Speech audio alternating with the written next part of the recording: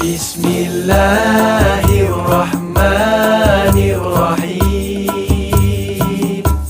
अस्सलामुअलैकुम वीवर्स, मेरा नाम है हैदर और आप देख रहे हैं Paswan Ummeed Welfare Foundation official. Welcome back to another informative video. और इंशाल्लाह ताला ये वीडियो भी आपके लिए बहुत ज्यादा हेल्पफुल साबित होगी। आज की इस वीडियो में हम बात करेंगे school Education and Literacy department में वैकेंसीज के हवाले से। 1237 पोस्ट है जो कि एक ह्यूज क्वांटिटी है।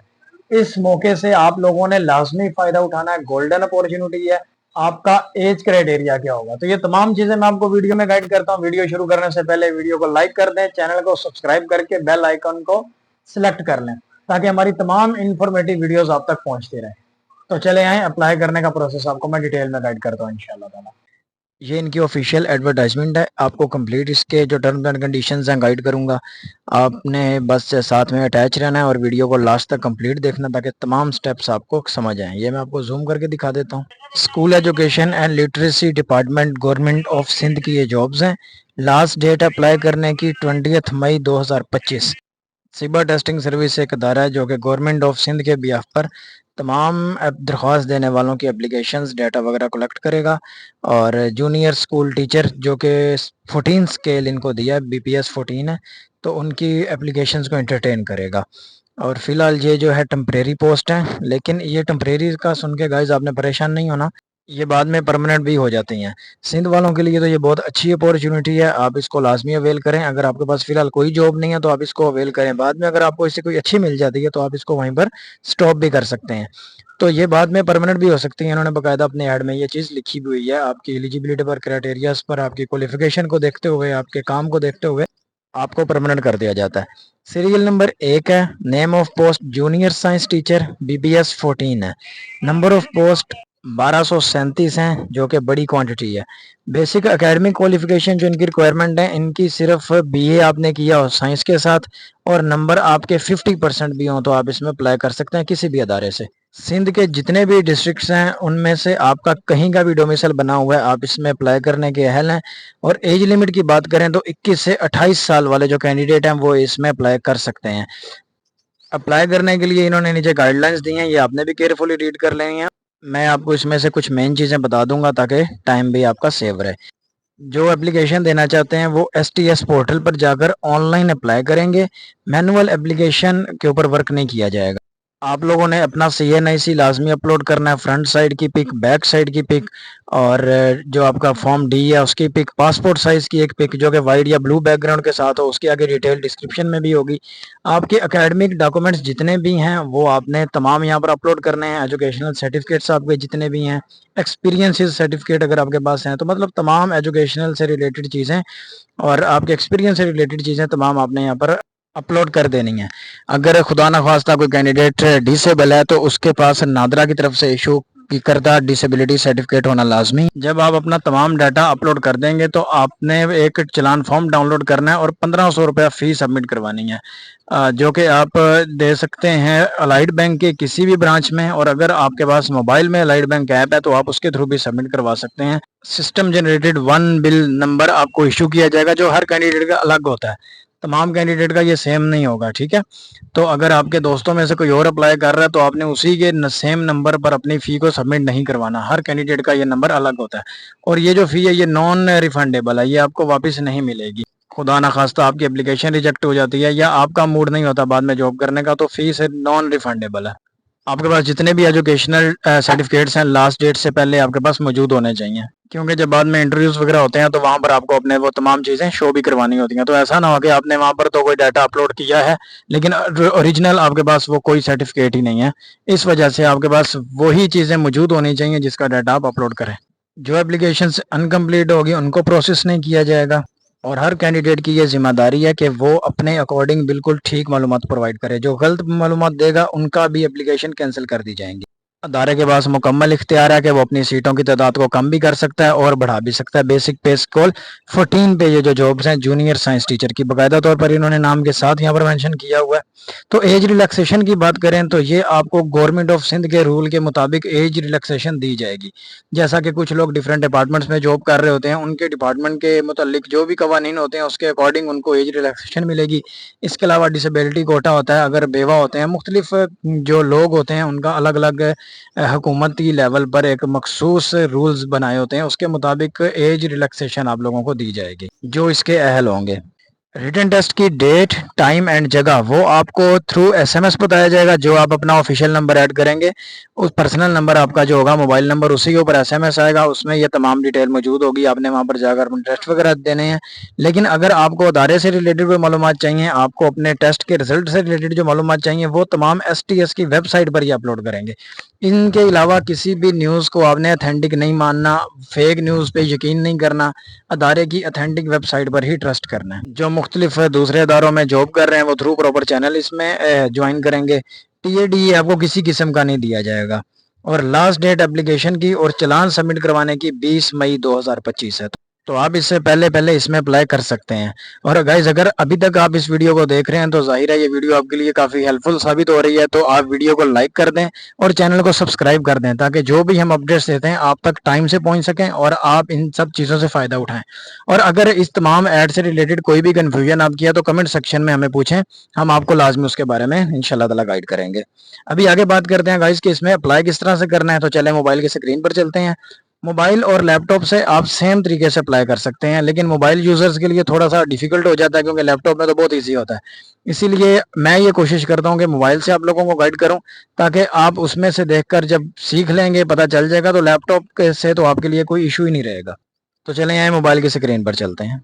आप अपने मोबाइल फ़ोन से गूगल या जो भी ब्राउज़र आप यूज़ करते हैं उसको ओपन करेंगे, और इस सर्च बार में आप लोगों ने क्या लिखना है, एसटीएस। जैसे ही आप एसटीएस लिख के सिंपल आप नीचे एसटीएस पोर्टल को भी चूज़ कर सकते हैं। इसके ऊपर जैसे आप क्लिक करेंगे तो ये इनकी वेबसाइट का आप लुक देख लें, इस तरह का आपके सामने आ जाएगा।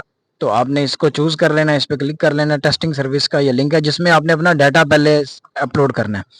तो ये लॉगिन पेज है। अगर आप पहले से इस पेज पर आ चुके हैं तो आपने अपना CNIC नंबर और जो आपने पासवर्ड लिखा था वो यहाँ डालेंगे। और अगर आप अपना पासवर्ड जो है वो भूल गए हैं तो आप फॉरगेट पासवर्ड पे क्लिक करेंगे, आपको वाया ईमेल वेरिफिकेशन वगैरह करके तो दोबारा से नया पासवर्ड जारी कर देंगे।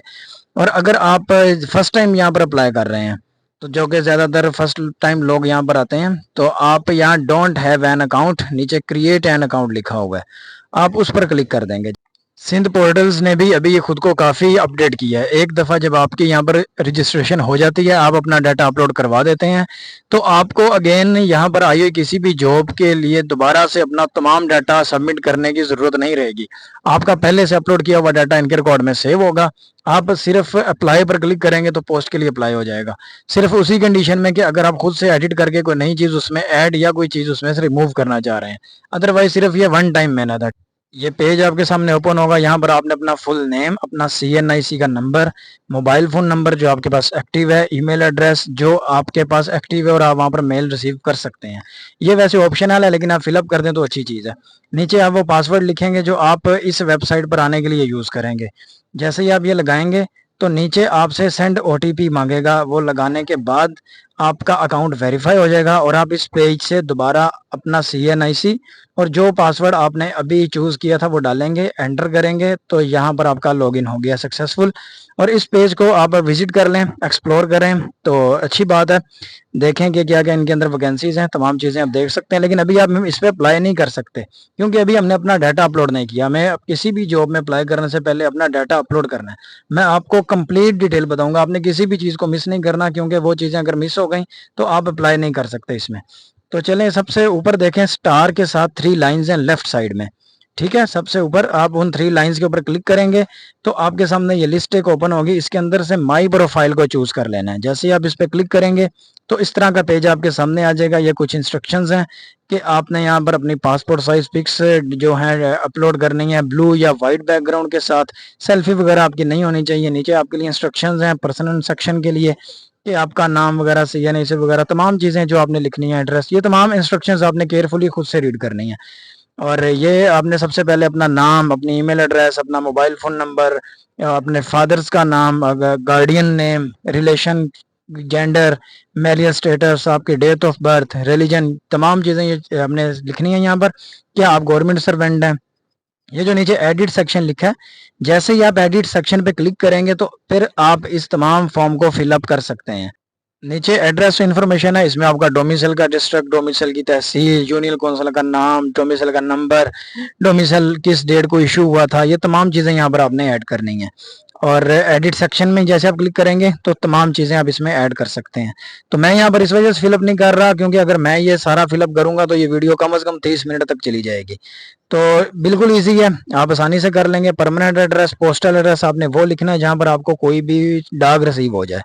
एजुकेशनल इन्फॉर्मेशन में आपने तमाम चीज़ें अपनी जो है ऐड करनी है। सर्टिफिकेट आपने सारे ऐड करने हैं। एजुकेशनल सर्टिफिकेट में आपने उनकी डेट्स, आपने अपने नंबर, मैट्रिक से आपने स्टार्ट करना है, ठीक है। और एमए, बीए, बीएड, बैचलर, जो भी आपकी लास्ट डे है वहां तक आपने करना है। फिजिकल फिटनेस, ये जो मैंडेटरी फॉर पुलिस डिपार्टमेंट है, ये आपने नहीं फिल करना है। ये पुलिस डिपार्टमेंट में जो अप्लाई करते हैं उनके लिए ये होते हैं कॉलम, इनको आपने छोड़ देना है। एक्सपीरियंस इन्फॉर्मेशन में आपने अगर आपके पास अदारे से रिलेटेड कोई एक्सपीरियंस है, जैसे आप टीचिंग की जॉब के लिए अप्लाई कर रहे हैं, तो अगर आपके पास एक्सपीरियंस है तो आपने वो ऐड करना है। और उसकी लास्ट डेट में आपने फॉर्म की लास्ट डेट, इसमें कॉलम आएगा कि एक्सपीरियंस की लास्ट डेट क्या है, तो आपने उस लास्ट डेट में ये जॉब में अप्लाई करने की जो लास्ट डेट है वही लिख देनी है। अपना पासपोर्ट साइज इमेज अपलोड करना है, सीएनआईसी की फ्रंट और बैक साइड इमेज अपलोड करने हैं। इमेज अपलोड करने के हवाले से आपको मैं एक ज़रूरी चीज़ बता दूं कि आपका इमेज साइज 20 KB से कम होना चाहिए। अगर आपका इमेज का साइज ज़्यादा हुआ वो यहाँ पर अपलोड नहीं होगा। इससे रिलेटेड मैं डिस्क्रिप्शन में एक वीडियो डाल दूंगा इसी नाम से कि इमेज के साइज को किस तरह से आपने कम करना है, किस तरह से रिकॉग्नाइज करना है। तो आप सेम एज इट इज़ उसको देखते हुए अपने इमेज के साइज को कम कर सकते हैं जितना भी आप चाहें। और यहाँ पर आपने तमाम ये डिग्रीज वगैरह की पिक्स अपलोड कर देनी है। जैसे ही आप ये कर देंगे, अभी आपका डाटा यहाँ पर कंप्लीट हो गया, आपने सबमिट कर दिया। तो अभी इसमें अप्लाई किस तरह से करना है, तो वही आप सबसे ऊपर देखें 3 लाइंस हैं। आप उन 3 लाइंस पर दोबारा क्लिक करेंगे तो ये सामने आपके एक्टिव प्रोजेक्ट्स इस तरह लिखा आएगा। इसके आप चूज करेंगे तो जितनी भी जॉब्स हैं आपके सामने आ जाएंगी, जो हमने स्टार्ट में भी देखा था। तो जैसे ही आप इसको थोड़ा सा ऊपर करते हैं, आप यहाँ किसी भी जॉब के लिए अप्लाई कर सकते हैं इस डाटा एंटर करने के बाद, क्योंकि आपका डाटा भी अपलोड हो चुका है। तो हम बात कर रहे हैं कि ये टीचिंग की जॉब्स की, तो ये इसमें से हम फाइंड कर लेते हैं। थोड़ा सा ऊपर करते हैं तो ये देखें जी, अभी हमारे सामने आ गई सिंध एजुकेशनल लिटरेसी डिपार्टमेंट की जॉब। क्लोजिंग डेट भी लिखी हुई है। व्यू पोस्ट, आप यहाँ से डाउनलोड एडवर्टाइजमेंट भी कर सकते हैं। हमने अप्लाई करना है तो हम व्यू पोस्ट के ऊपर क्लिक करेंगे। जैसे ही व्यू पोस्ट पे क्लिक करते हैं तो ये इसकी डिटेल हमारे सामने आ गई। चालान फी बता रहा है। अप्लाई की ऑप्शन पर हम क्लिक करेंगे तो हमारा अब अप्लाई हो जाएगा। अभी ये देखने के लिए कि हमारा अप्लाई स्टेटस क्या है, तो ये अप्लाइड एप्लीकेशन, इसके ऊपर जैसे ही हम क्लिक करेंगे, इसको चूज करेंगे, तो हमारे सामने हमारा स्टेटस शो हो जाएगा कि हमारा सबमिटेड है application status. Next step download challan है, ठीक है। और आप ऐसे पे क्लिक करके चालान को डाउनलोड कर सकते हैं। और नीचे जो है 1 बिल का नंबर है, इस नंबर से आप अलाइड बैंक में भी फीस सबमिट करवा सकते हैं, अपने मोबाइल की अलाइड बैंक ऐप से भी सबमिट करवा सकते हैं। और इसके दूसरे जैज कैश के भी मेथड होते हैं, वो भी आप उस तरह से भी करवा सकते हैं। रिस्पेक्टेड व्यूअर्स, मैंने अपनी पूरी कोशिश की है कि मैं आपको बेहतर तरीके से गाइड कर सकूं, लेकिन अगर आपको कहीं पर भी कोई इशू आता है तो आप कमेंट सेक्शन में पूछ सकते हैं। आपने अपनी राय का इजहार लाजमी करना है। आपकी राय हमारे लिए बहुत ज्यादा हेल्पफुल साबित हो सकती है। और मजीद मैं डिस्क्रिप्शन में व्हाट्सएप चैनल का लिंक भी दे दूंगा, टेलीग्राम चैनल का लिंक भी डाल दूंगा। आप उन्हें ज्वाइन कर सकते हैं। वहां पर हमारी तमाम जॉब्स की और जो हम हेल्प से रिलेटेड काम करते हैं उनकी अपडेट्स आती रहती हैं। अल्लाह ताला ने आपको जो अता किया है उसमें से पासवान उम्मीद वेलफेयर फाउंडेशन को भी आपने फंड सेंड करना है, ताकि आप सबके ताउन से हम उन लोगों की मदद कर सकें जो जिंदगी की दौड़ में हमसे पीछे हैं, रोजगार की दौड़ में हमसे पीछे हैं, जिनके पास कहीं अप्लाई करने के लिए क्वालिफिकेशन भी नहीं है। तो हमने उनको भी कारोबार में सपोर्ट करना है। अल्लाह ताला हमारे तमाम नेक माल कबूल मंजूर फरमाए, आमीन सुम्मा आमीन। और अल्लाह ताला तमाम बीमारों को, उम्मत मुसलमान के तमाम बीमार जो दुनिया में कहीं पर भी हैं, अल्लाह ताला उनको सेहत और तंदुरुस्ती दे। आपके अजीजों कारब रिश्तेदारों सभी को अल्लाह ताला अपनी पनाह में रखे, आमीन सुम्मा आमीन। अल्लाह ताला फलस्तीन पर रहम फरमाए, आमीन सुम्मा आमीन। मिलते हैं इंशाअल्लाह ताला नेक्स्ट वीडियो में। इजाजत दीजिए, अल्लाह हाफिज।